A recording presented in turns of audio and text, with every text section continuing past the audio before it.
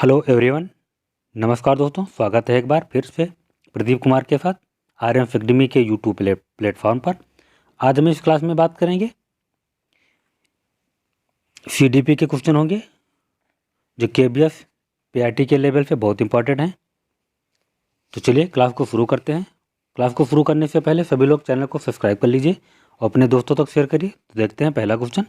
यदि बालक अपने विज्ञान संबंधी प्रयोगों में अथवा कथनों में स्पष्ट रूप से त्रुटियों का पता लगा लेता है तो बालक द्वारा प्राप्त उद्देश्य क्या है।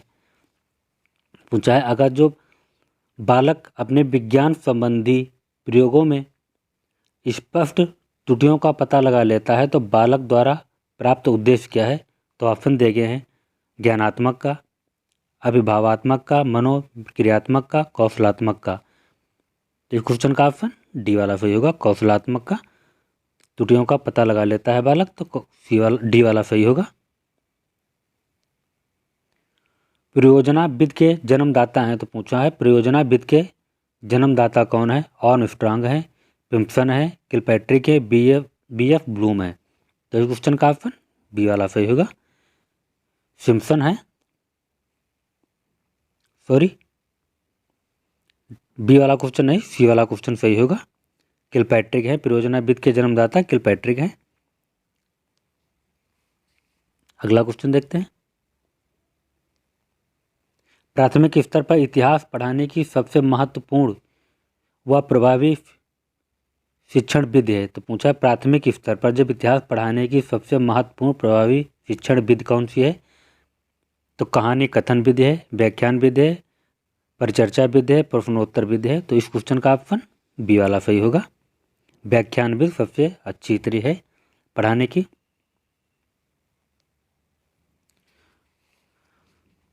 सहयोगी अधिगम की प्रक्रिया को बढ़ावा देने के लिए शिक्षक को प्रत्येक विद्यार्थी को व्यक्तिगत दत्त कार्य देना चाहिए। सामाजिक परियोजना कार्य देने के लिए विद्यार्थियों को वाद विवाद और चर्चाओं में शामिल करना चाहिए। कक्षा में समरूपी योग्यता समूहों को विभाजित करने चाहिए। तो इस क्वेश्चन का ऑप्शन फर्स्ट वाला सही होगा, प्रत्येक विद्यार्थी को व्यक्तिगत कार्य देना चाहिए। इनमें कौन सा औपचारिक मूल्यांकन नहीं है। तो पूछा है कौन सा औपचारिक मूल्यांकन नहीं है। असाइनमेंट, पेपर, प्रश्नोत्तरी, चर्चा।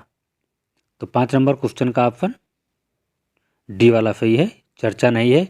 असाइनमेंट भी है, पेपर है, प्रश्नोत्तरी है, क्योंकि औपचारिक मूल्यांकन पूछा है कौन सा नहीं है।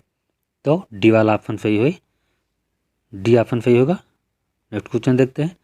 सामाजिक विज्ञान शिक्षण की प्राचीन विधि है। तो पूछा सामाजिक विज्ञान की शिक्षण जो है वो प्राचीन विधि क्या है। तो व्याख्यान, सी वाला ऑप्शन सही होगा, व्याख्यान विधि है। शिक्षण प्रक्रिया में डैश का महत्वपूर्ण स्थान है। तो शिक्षण प्रक्रिया में डैश का महत्वपूर्ण स्थान क्या होगा। तो प्रबंधन का होगा, बी वाला ऑप्शन सही होगा। शिक्षण प्रक्रिया में प्रबंधक का महत्वपूर्ण स्थान होता है, तो बी वाला ऑप्शन सही है। आगमन बिंदु में उपयुक्त होने वाला शिक्षण सूत्र है।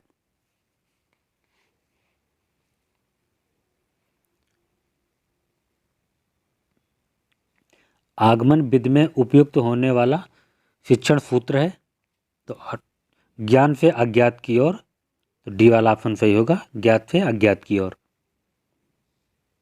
कौशलात्मक उद्देश्य के विशिष्टीकरण का उदाहरण है। तो पूछा है कौशलात्मक उद्देश्य का विशिष्टीकरण का उदाहरण है। तो समस्या समाधान कर सकेंगे। तो डी वाला ऑप्शन सही होगा, समस्या समाधान कर सकेंगे।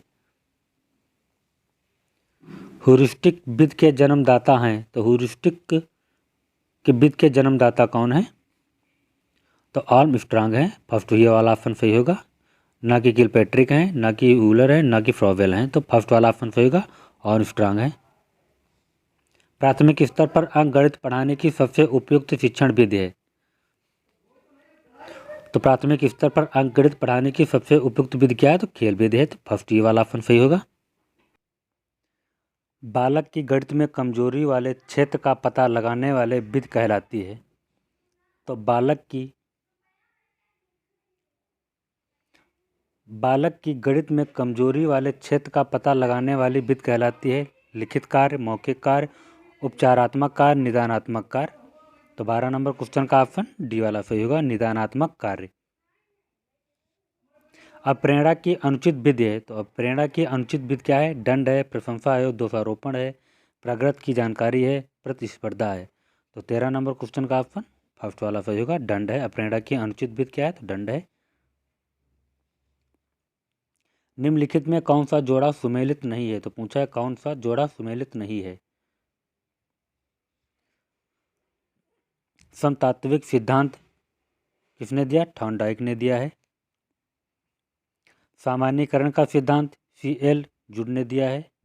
औपचारिक अनुशासन का सिद्धांत कोहलर ने दिया है। यही ऑप्शन गलत होगा क्योंकि कोहलर ने नहीं दिया है। विशिष्ट एवं सामान्य तत्वों का सिद्धांत स्पीयरमैन ने दिया है। तो इस क्वेश्चन का ऑप्शन सी वाला सही है क्योंकि कोहलर ने नहीं दिया है। अगला क्वेश्चन देखते हैं।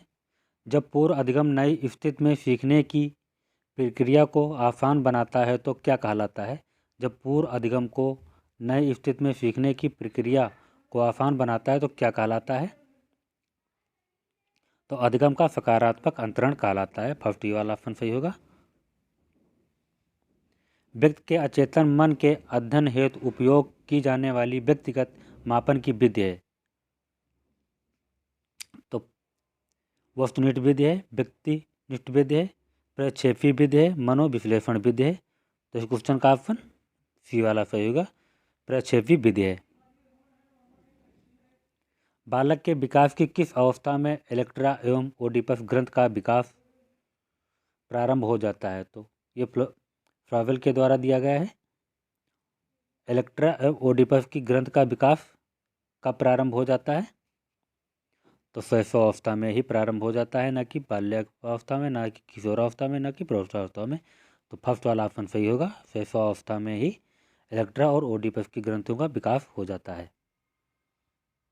निम्नलिखित में कौन सा कथन अभिवृद्धि की विशेषताओं को नहीं दर्शाता है? तो पूछा है नहीं दर्शाता है, अभिवृद्धि की विशेषताओं को नहीं दर्शाता है। यह मात्रात्मक पक्ष है, यह मापनीय नहीं है, यह जीवन पर्यंत चलने वाली प्रक्रिया है, यह केवल शारीरिक विकास दर्शाता है। तो 18 नंबर क्वेश्चन का बी वाला सही होगा, यह मापनीय नहीं है क्योंकि यह एक मात्रात्मक पक्ष है, ये भी सही है। यह जीवन पर्यंत चलने वाली प्रक्रिया, ये भी सही है। यह केवल शारीरिक विकास दर्शाता है, ये भी सही है। मगर क्वेश्चन के हिसाब से बी वाला ऑप्शन सही होगा। बुद्ध तार्किक चिंतन है, बुद्ध की यह परिभाषा दी है। तो बुद्ध तार्किक चिंतन है, बुद्ध की परिभाषा किसने दी है? तो बुद्ध की स्पीयरमैन ने परिभाषा दी है। तो सी वाला ऑप्शन सही होगा।